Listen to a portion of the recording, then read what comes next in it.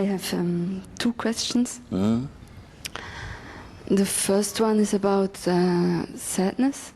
About? Sadness. Is it the more important one of the two questions? Of the two questions, give me the best one first. Because if you give the less important one first, then your mind will be on the second question waiting. Okay, the other one.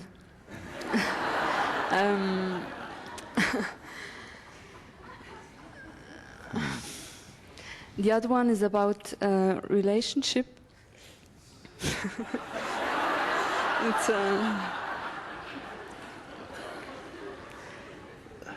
I think this is the important. Yes. The relationship and then the sadness.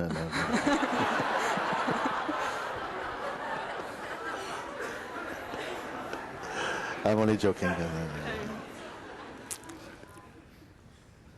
It's about when I in relationship, when I feel near, when I feel very intimate to a person, and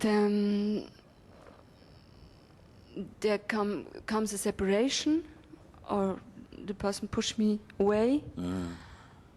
I totally freak out. Yes, yes.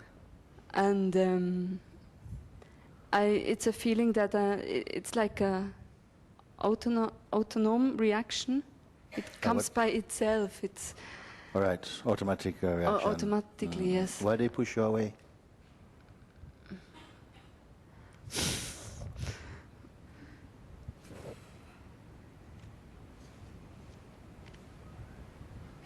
Because I want to catch. Yes.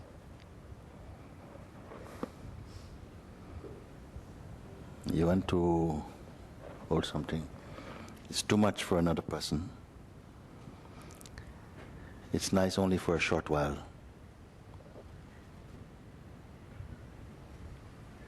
It's nice only for a short while. If somebody who feel insecure, maybe they may like this. You need me, but after a while it's too much. You must not try to catch anybody. You're not a spider. It's a reaction that comes inside because something feels maybe you are not worthy enough by yourself without any technique. You see? And so it feels that then already it's not such good ground. You must be aware of this. Not that you can be automatically strong like that, but relationships also offer some opportunity to discover what is true and discover what within ourselves is so quick to compromise. And you see.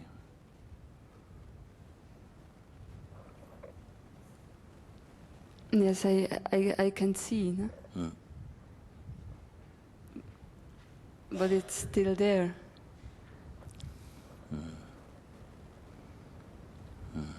Then you must, then it's a good thing you come to satsang, because then you can begin to look at this tendency to cling, or to be maybe a fear of rejection or something like this, or in relationships.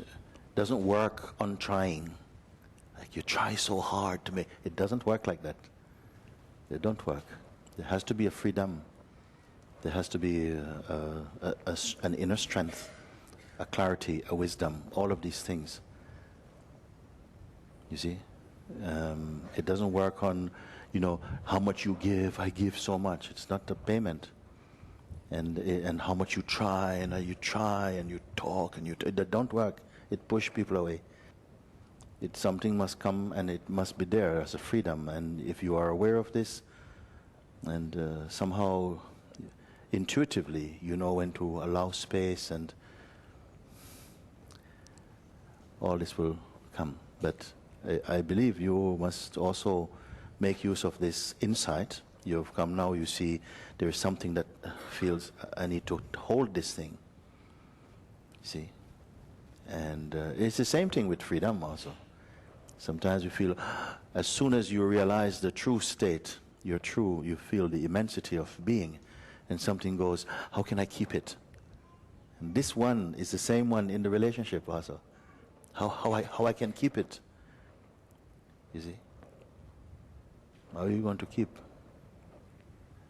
Relationship is not something to keep. It's to be enjoyed out of your freshness. And in your strength, you find that everything becomes more pure. Everything wants to be with you when you're empty of intention. You know, too much intention creates tension.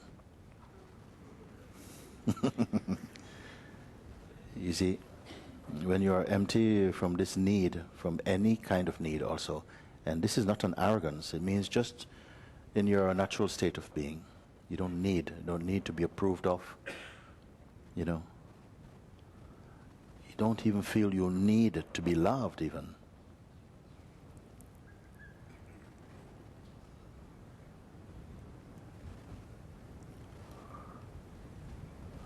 Can you imagine such a thing? Of being in a place where you don't even need, you don't need it to be loved even. It's a very quiet place. In this place, your love becomes very open, very broad, very beautiful, very strong. But for now, I'm not asking you to jump over this thing. I say, look at what it is that feels anything good, I must grab it. Just to look at that, and you know, who is doing this? You see, who needs this thing? And be very, very quiet with this kind of question. Just be very quiet. In fact, I'm going to ask you to do this exercise. Maybe tell me again tomorrow what happened. Just look and feel this. Recreate that scenario in your mind and see what comes up and feels. If you're going to be abandoned or left or something is behaving like this, and take a look. You know, what are you afraid of? Push it to the extreme. Go to the extreme in your image and see what will be the worst, in the worst case, what is going to happen. How it's going to feel. You see, and see who suffers it. Who really is suffering it. But don't forget that you are also observing. So these three things. One is, what do you imagine is going to happen if your fear comes true? That you're going to be rejected. You cannot keep what you want to keep. And you feel pain. Already I look in your eyes, see something is going to leave you. Then you go and see what happens. So you are left now, abandoned. They don't want you. And then feel what comes up, but also be very present in the place where you are looking. And be at the same time with the feeling. See what happens. What are you afraid? You see? Like this. This is very intelligent work. Looking at it. And then somehow you feel maybe the whole feeling of the worst feelings that you imagine is going to happen. And then see actually who really is suffering it. If you can identify the one who is suffering it. Don't fall inside the story though, just look. Be very present that you are looking at this. But at the same time, give it the best shot at really trying to see and look. You can do this with any feeling, any kind of thought, you can do it. Then you'll come to see what is functioning in your name. And find out, is it really you, or is it just some kind of image that is a projection of your mind? And some space will come. And that space will be something very important to recover again. And not be afraid of this experience. Invite it even. Next time you invite the experience to come. Throw the best punch. Throw the best punch. Go to extreme. But I will only look at you only through my eyes only. Look, don't interfere, don't judge, don't interpret. See if you can do it. It's a skill that you will quickly develop. because it's so, the fruits of your looking is so sweet. It will be sweeter than any relationship, to discover your freedom. I'm free of this thing. It wasn't that I need this thing, but what more important, that I see that I'm free of the need to be this. And amazingly, when that space is cleaned inside you, it's what a beautiful attraction also. People want to come. Any sort of thing that you feel is keeping your mind or your attention trapped into a kind of scenario, you're afraid of it, then you start to protect. We protect our fears and our attachments like this, the sense of vulnerability. And it's not a good way to go through life at all, as you know. I don't have to even tell you like that. Because it takes so much energy, you see. So this is a way to go through these things.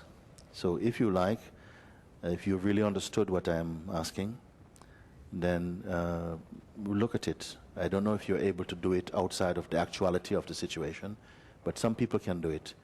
They can really represent and create their worst case scenario of suffering or something, and they can really be present and watch, what happens inside. If you are able to do this, it will be a very good exercise for you. And please come give me some feedback, what you have found. Okay, yes.